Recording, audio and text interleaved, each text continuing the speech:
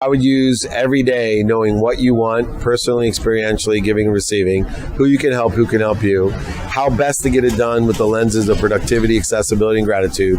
Learn to prioritize according to the what, the who, and the how, and then learn to apply your why every single day. Okay. Using the 5 daily practices every day in a trajectory of what you think you want, being open-minded that there's better out there than you can even think you want.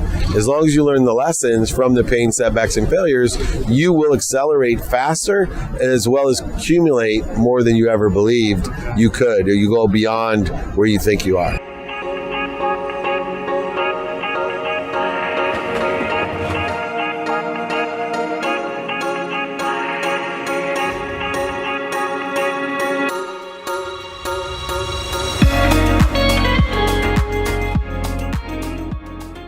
Question I had was essentially just a business question. I have a pretty decent sized following on TikTok, and I'm an aspiring life coach, and I have one coaching client. And so, but it just fell into my lap. She asked me if I coached, whatever. How do I get people to funnel from TikTok to and any social media platform to coaching client? I know I'm not afraid to ask. I'll ask a million times, and because I believe in what I do, and I'm in service. So how would you recommend tangibly how to get there? So you have to build your frequency or essence beyond your following. See, a lot of people have a following, but they don't have a frequency. And so they're entertaining at times to people, and so people will follow them. Right. The difference of being able to build direction or a catalyst to something is to know your essence, and then by knowing your essence, having an organic, for example, I built my essence of paying the dummy tax, right? That's one of the things people are like, yeah, David Meltzer lost over $100 million. Yeah. He's paid a lot of dummy tax. Yeah. He's also lived through a lot of recessions. So if I talk about taking advantage of the recessions, I have credibility. It's part of my essence, it's part of my frequency. So when I talk about it, a lot of people are worried about that or need help with that. So like you're one client, I have hundreds that come to me and say, Dave, can you help me? Right. How do I take advantage of the recession? Right. So I created a group taking advantage of the recessions, right. And that fills up. Okay.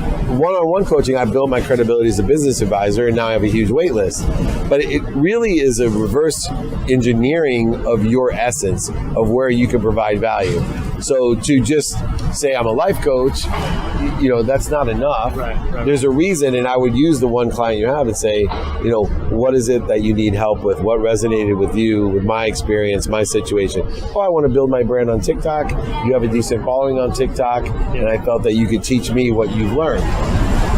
Now, talking about those things that you've learned will attract other people that want to learn that and utilize that, and you can have a bigger following or in a bigger coaching business in that respect. That makes a lot more sense. Okay. Yeah, so, if you can illustrate and articulate the skills you have, the knowledge you have, and the desire that they have aligned with your skills and knowledge, then you'll build a community. Yeah. That community will draw people who are interested in learning more. Okay. So, and then you can articulate the value of what you provide. Got it. So with somebody like me, you could tell me 100 days I want you to do a handstand for an hour, and I'll do it for 100 days. And I'm just...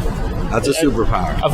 I completely agree. And I don't, whether you believe in God or the universe, I'm just the most consistent person I know. And it's not ego, it's just the way I was born, genetics, God, whatever you want to call it. What would something tangible be for you to tell me, hey, I want you to do this every day, and you think that would be something that would bring me towards the most business success and add the most amount of value that I can?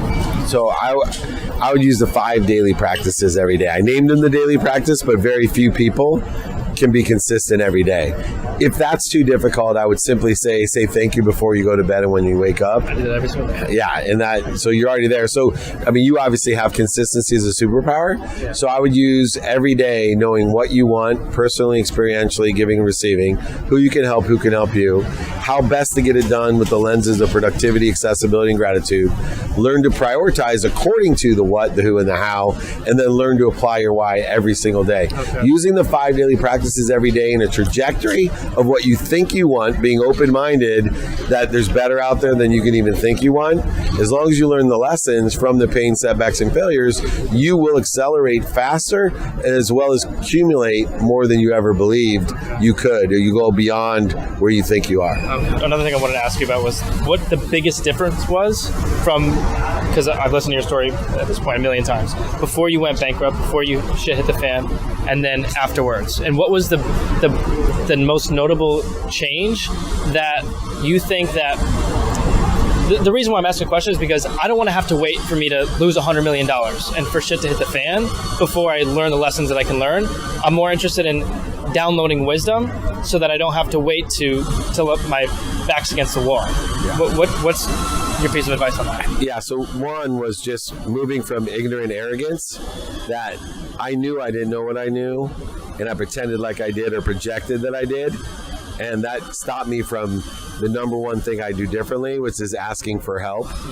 And so if I just would have found someone that sat in the situation that I wanted to be in, personally, experientially, giving, receiving, banking, real estate, and asked them for help, I would have doubled the amount of money I made during the recession instead of losing all my money during the last recession.